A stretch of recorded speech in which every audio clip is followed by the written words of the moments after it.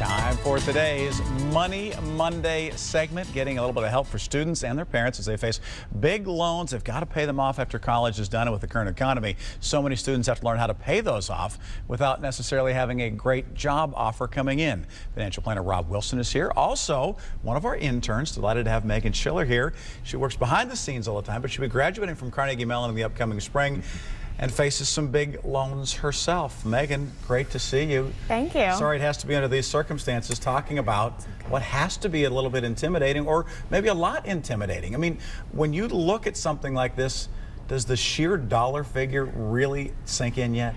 No, I think that's one of the biggest problems, that people my age don't understand what is $100,000 of debt. So we're very quick to sign up for another $20,000 loan and not think anything of it. And that's not uncommon for students at CMU to have that type of dollar figure staring them in the face. Staring them in the face.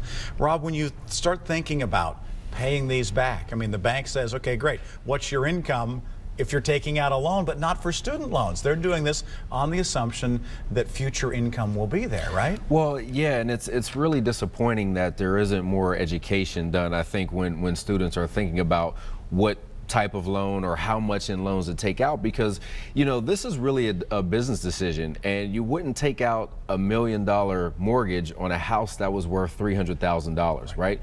So I think you really need to think about what your income prospects are going to be once you do graduate, and trying to determine how much you should borrow on the front end. And I know that's difficult. You may not know what you want to do exactly when, you know, you're starting out in college, but that's a very important decision to make, because just like there's no free lunch, unfortunately there's not too many things that equal up to a free education. Megan, do students look at that and say, well, wait a second, I'm going to CMU. This is one of the best programs anywhere in the country. I can take out more because I'm going to make more. I mean, don't you sort of think about, that's where I wanted to go to college because I feel that my income potential will be greater?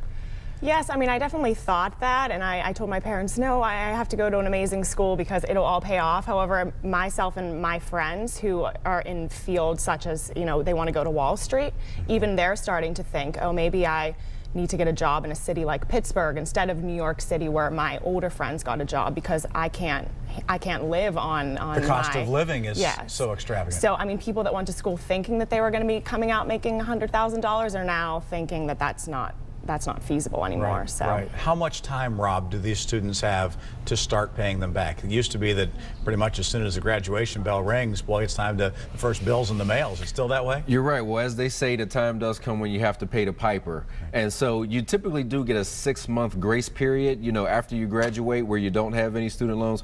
6 months isn't a tremendous amount of time when you think about how long it takes to really pay these back, but, you know, we'll take what we can get. So you take the 6 months. So once that up, you do have a couple of different payment options. So you can start out with a standard payment, which is just a fixed amount, and they typically structure this so that you pay your loans off within 10 years. And so this is good if you're coming out and you're making a decent amount of money and you feel like the payments can fit within your budget, and that's okay. You can also go on a graduated payment schedule, which means your payments can start lower and typically increase every 2 years. So with if you the think assumption that your income will be going higher, will increase over time. So this is great. That'll help you fit it into your budget. You'll still pay those loans off in 10 years, but you can start off with a slightly lower payment. And you can also extend your payment period. So you can go up to 25 years to repay your loans if you have more than 30,000. So 100 would absolutely qualify for that. And you can do a fixed or graduated payment. What you have to realize, though, is if you do extend that payment period, you're obviously going to pay a lot more in interest. So it's just like a mortgage, I mean, to some extent. I mean, did your parents talk to you about this kind of stuff? Did guidance counselors in high school or even in college say, hey, think about this before you get to that point? I mean, every parent says, oh, you should probably go to a state school. Why do you want to go to a private school? And guidance counselors, not so much. I mean, I think a lot of people that I go to school with just knew the name of the school, or they're looking to get their best education, and they just think that they'll take on the debt and that it's easy to pay off. And then finally, when your senior year rolls around and you look at the number and you don't have a job offer, then it all kind of hits you at once. Do you know what your number is at this point? Do you know what you're staring at? I think we're close to 100,000. Right. So, and especially if you're not in a major that is guaranteeing a job offer that will pay a lot of money. People in the arts or any liberal arts field. Absolutely. So, Rob, mom and dad come knocking on the door, hey, help me out, I don't have much of a job. Good idea, bad idea for them to say, okay, we'll cover you for the first year? Well, I mean, it's something's got to happen, right? And so, we always kind of rely on our parents when we get in situations like this.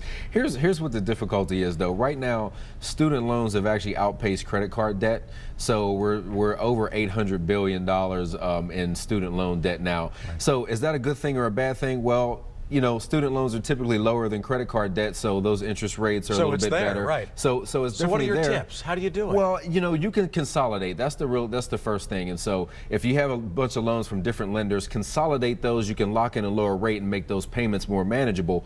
There is something called income-based repayment. So if your student loan debt is really high compared to what your income is when you come out, you can apply for this program. This will slash your payment based on your income, and those loans can actually be forgiven if you make those payments on time after 25 years. Now, there's still no free lunch. If those are forgiven after 25 years, you will be taxed on the amount that is forgiven, but is still better than having to pay those and having to pay them for 40 years. Right. There's also loan forgiveness for folks who are in government, nonprofit, or AmeriCorps. If you make those payments on time for 10 years, those loans can be forgiven. And then there are also programs called deferral or forbearance if you're in a real economic hardship. So there's some options out there for you if you're having difficulty paying. Megan, does that help at all? Slightly. But not really. I mean, it still is. Yes. It still is one of those things that you're faced with saying, well, we're going to have to make it happen. Think it's worth it? Definitely. I have a long time to pay it off, right? Absolutely, absolutely. And I think that's a reasonable way to look at it. Just like if you're looking at a mortgage, if you're saying, I'm not going to pay for a house in the first month that I've got a job, but I do have time to make those payments. And I guess the only bit of advice that I would pass along is just make sure that you get in the habit of doing it every single month, and so that it becomes simply, don't even think about skipping one or missing one. These are loans that you don't want to play around with, because unlike auto loans and things, you can't discharge these in bankruptcy, so you don't want to get in trouble. Definitely. Rob, thanks for being here. Megan, thanks for being here too and sharing your perspective. Really, really helpful. And we appreciate Rob being here. Of course, he's with Blazer Capital Management. And then you can watch him Money Mondays are right here on Pittsburgh Today Live. Links to the couple of websites that we talked about this morning and ways that you can deal with student loans. We have got it all linked up for you at kdk.com/PTL. They are posted there. And you know what? It won't cost you a dime. Free on Monday.